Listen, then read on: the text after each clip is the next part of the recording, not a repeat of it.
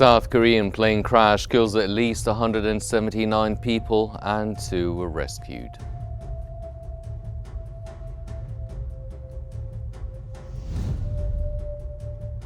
The Israeli army advances into southern Lebanon, violating the ceasefire and altering ground reality.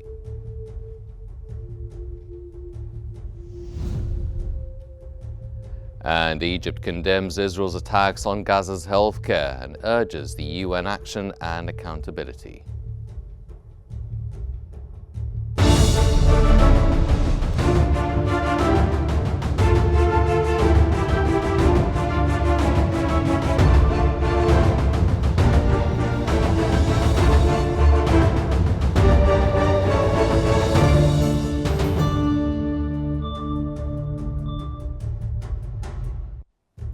It's 4 p.m. Cairo local time and you're now watching Qnews. I'm Henny Saif and we begin today's bulletin with the latest developments in South Korea.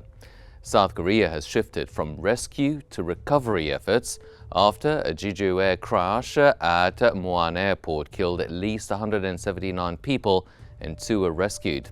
Flight 7C-2216 barely landed, veered off the runway and erupted in flames, leaving only the tail intact.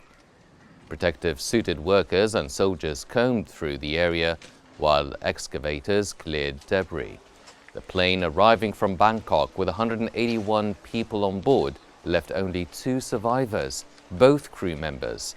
Officials presume the remaining passengers perished in the fiery disaster.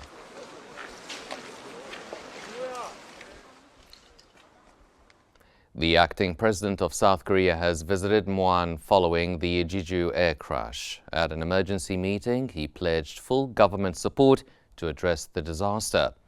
Ministry records stated that the crash marks South Korea's worst airline accident in nearly 30 years and could become its deadliest.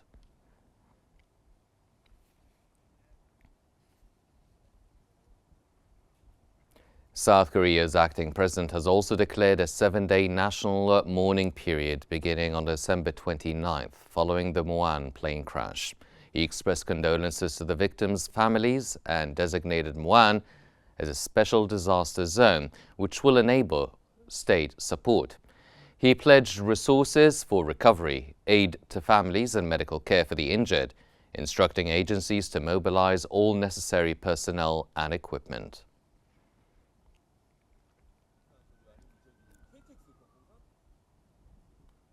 The South Korean transport minister has pledged to mobilize all resources for swift rescue efforts and to manage the aftermath of the southern airport accident. Offering apologies and condolences to the victims' families and the public, he acknowledged his responsibility as the aviation overseer. He assured that the government would conduct a thorough investigation into the cause of the tragic incident. South Korean authorities and investigators are examining bird strikes, as well as other technical and weather factors as possible causes of the crash.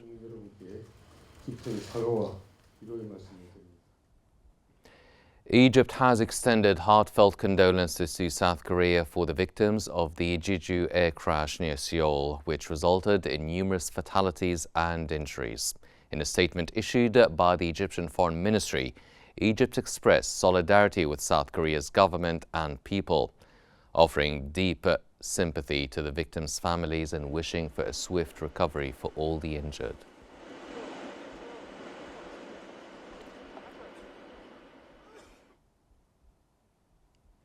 South Korea's former president Yoon Suk-yeol has expressed condolences in a Facebook post following the deadly plane crash at Muan International Airport in South Jeolla province, calling the incident devastating. Yoon expressed his heartbreak and extended sympathies to the victims and their families. He urged the government to prioritize rescue efforts, ensure the safety of emergency responders, and provide full support to those affected. Yoon also pledged to stand with the people in supporting a swift recovery from the tragedy.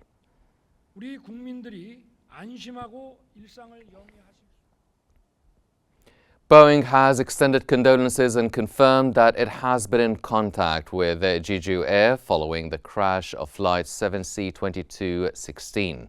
The plane that crashed in Muan, South Korea, was a Boeing 737-800.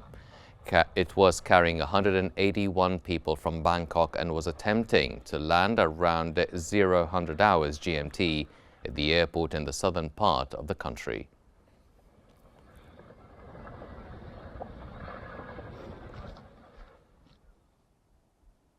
Chinese President Xi Jinping has offered condolences following the South Korean plane crash that claimed nearly 180 lives. In a telegram to South Korea's acting president, Xi expressed shock at the scale of the tragedy, according to state-run CCTV. Speaking on behalf of the Chinese government and people, he extended deep sympathies to the victims and their families, wishing them a swift recovery.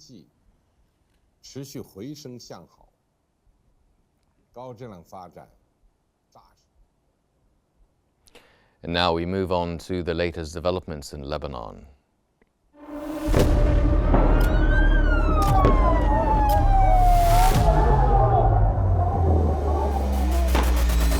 كل المستهدفين هن مدنيين. الوضع شيء مرعب، شيء بخوف.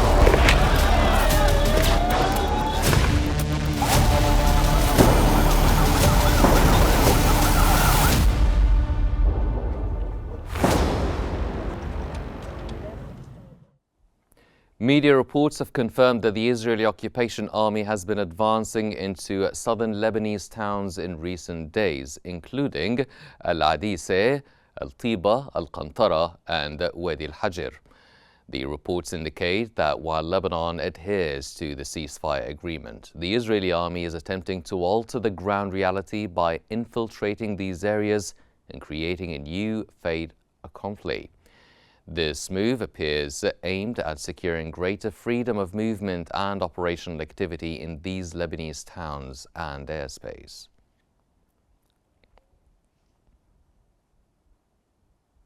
UNIFIL deputy spokesperson Candice Ardeel stated that Israel has informed UNIFIL it cannot rather guarantee the safety of peacekeepers near the Tiba area in southern Lebanon.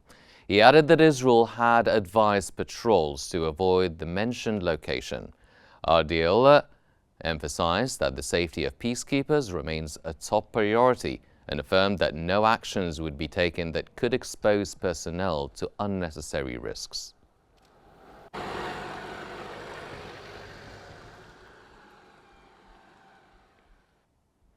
Israeli media has reported that Israel is considering extending its military presence in southern Lebanon beyond the 60-day period agreed upon in the ceasefire, citing concerns over Hezbollah potentially taking control of the region amid the weakened presence of the Israeli army. The report added that Israel has raised the possibility of maintaining a military presence in Lebanese territory during recent high-level political and security discussions.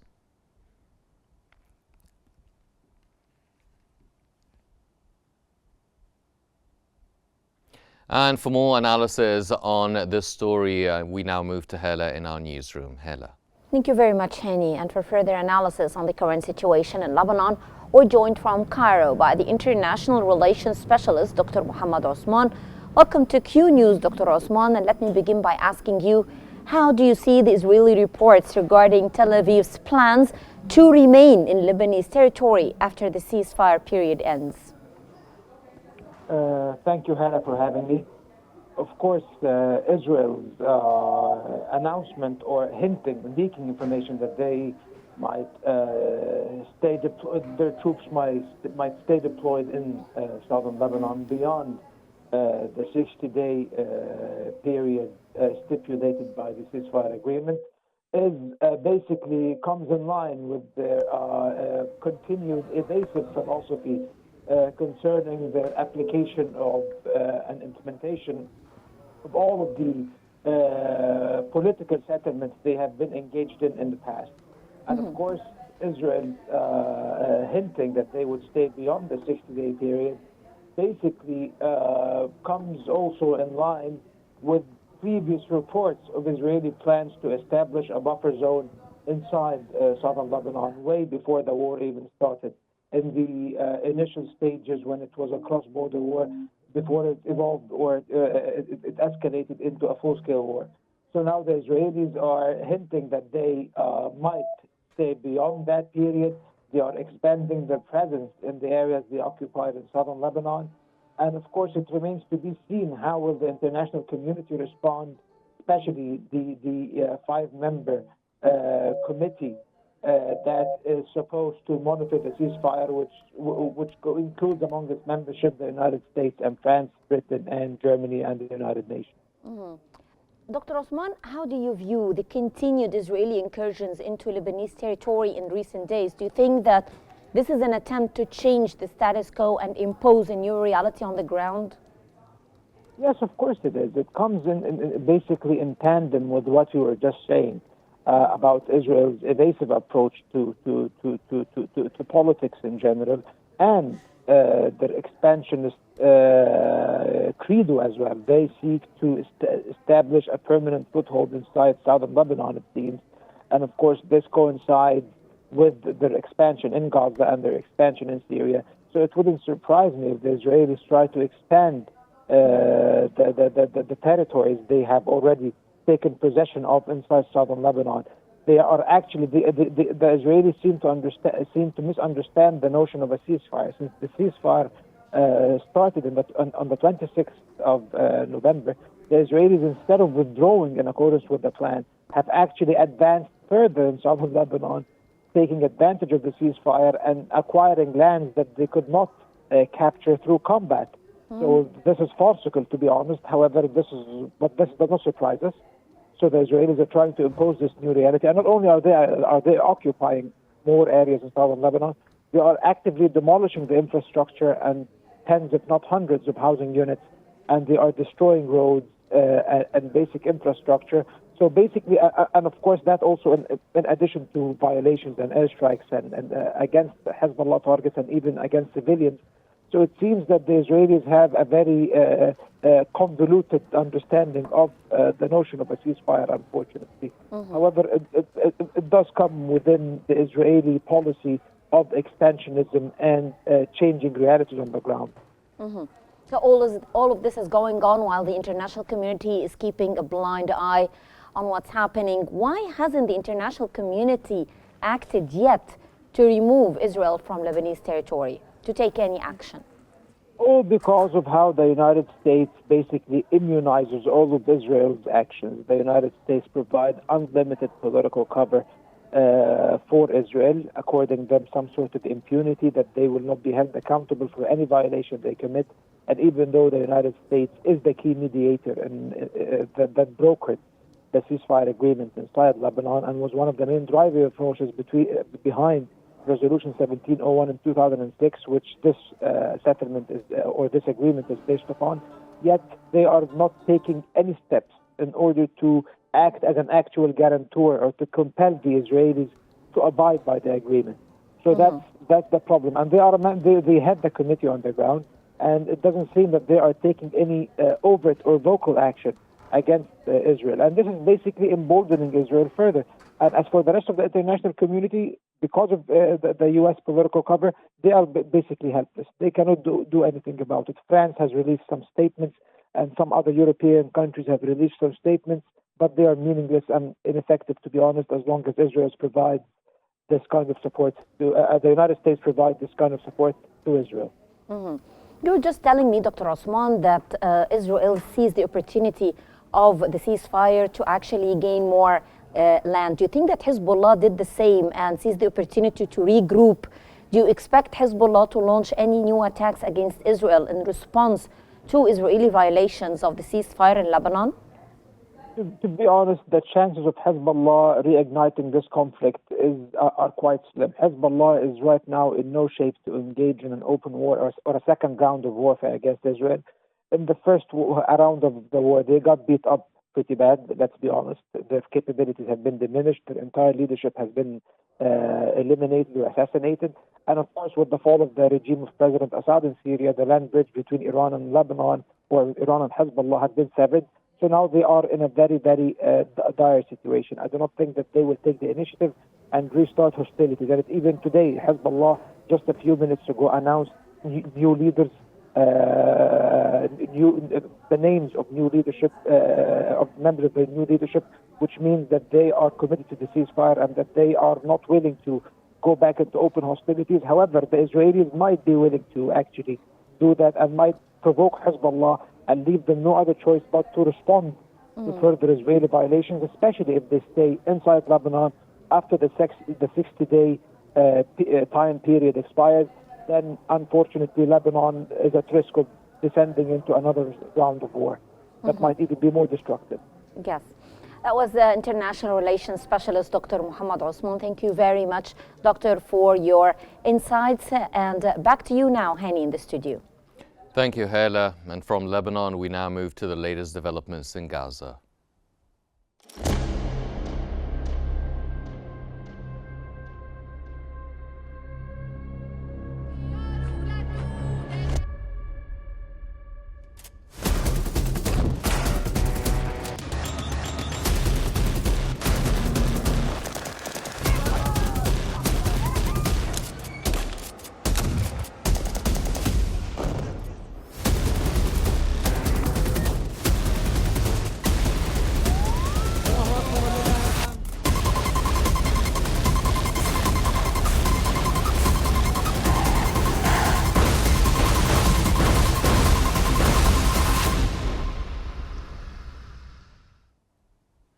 Egypt has strongly condemned Israel's systematic targeting of Gaza's healthcare infrastructure, including the recent evacuation of Kamal Adwan Hospital, which was the last major health facility in northern Gaza. In a statement issued by the Foreign Ministry, Egypt called this a blatant aggression and violation of international laws and norms, accusing Israel of making northern Gaza uninhabitable to forcibly displace residents. Egypt urged international accountability mechanisms and decisive UN action to stop these violations, emphasizing the urgent need to end the war, halt brutal practices, and ensure unhindered humanitarian aid.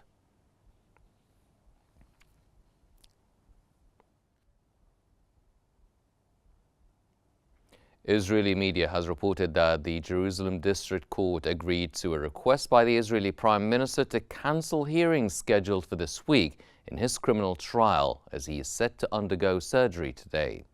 It added that court trials are expected to resume next week, and Netanyahu reportedly suffered an infection due to a benign prostate tumor, for which he will undergo surgery to remove it.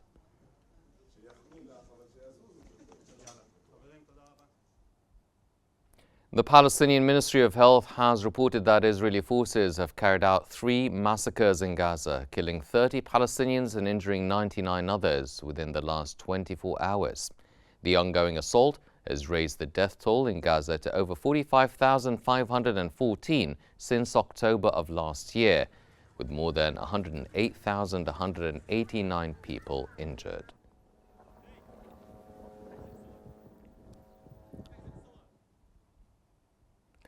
The Ministry of Health in Gaza has announced the death of a 5th child in the Gaza Strip due to severe cold and a lack of heating resources amid the harsh conditions faced by thousands of Palestinians living in displacement tents. The 5 children passed away within a week, with doctors confirming that they froze to death as a result of the extreme cold in the refugee camps, which lack blankets and winter clothing necessary to protect against the harsh weather conditions.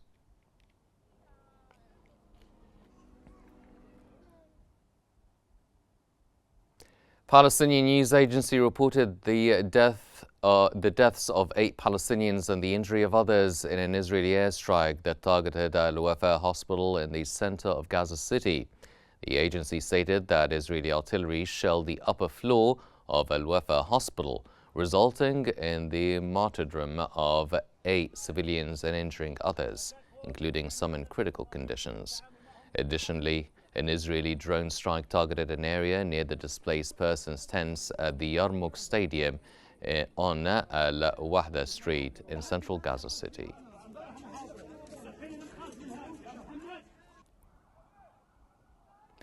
The World Health Organization, the WHO, has reported that 75,000 Palestinians are trapped in northern Gaza with their lives at risk. The occupation army continues to destroy the infrastructure of hospitals in Gaza, particularly in the northern region.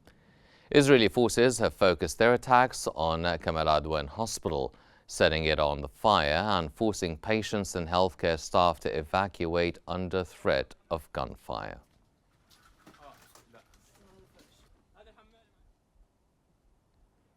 And now we move to the latest developments in Syria.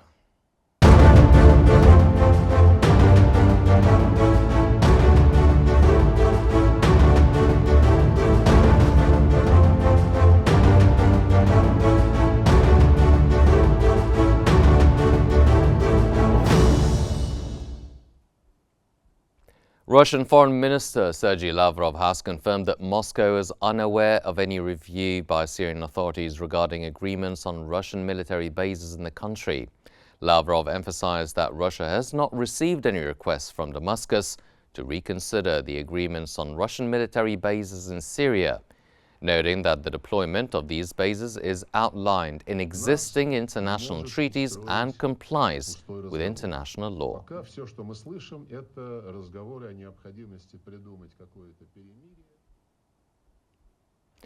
Jordanian Minister of Interior Mazen al-Faraihi has announced that approximately 18,000 Syrians have returned to their country from the Jordanian border since the start of the crisis. The Jordanian Interior Minister confirmed days ago that conditions have become largely conducive to the return of Syrian refugees to their homeland, noting that some may need a few days or weeks before beginning their return.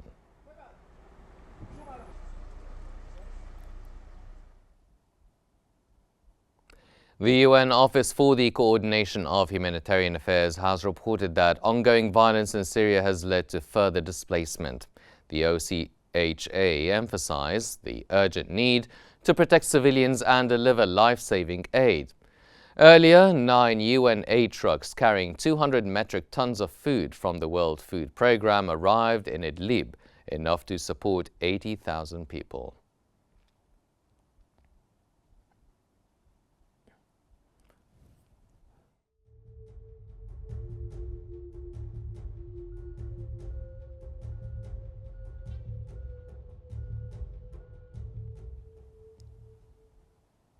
Moving on to Russia, Azerbaijani President Ilham Aliyev has stated that the passenger plane that crashed in Kazakhstan, killing 38 people, had been damaged by ground fire from Russia. Aliyev said that he regretted how some circles in Russia had attempted to suppress the truth about the crash of the Azerbaijan Airlines plane by spreading false narratives about its causes.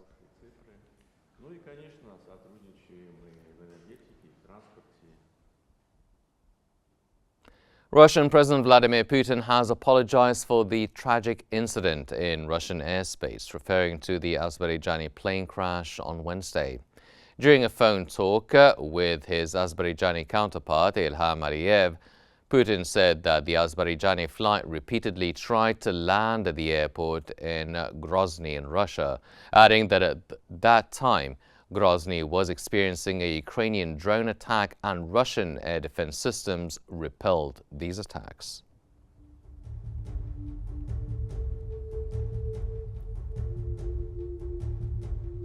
These are all the news we have for now, but here's a reminder of the stories we've been covering. South Korean plane crash kills at least 179 people and 2 were rescued.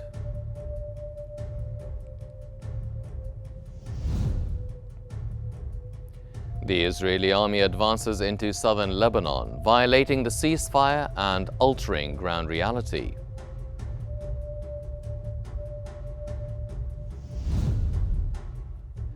And Egypt condemns Israel's attacks on Gaza's healthcare, urging UN action and accountability.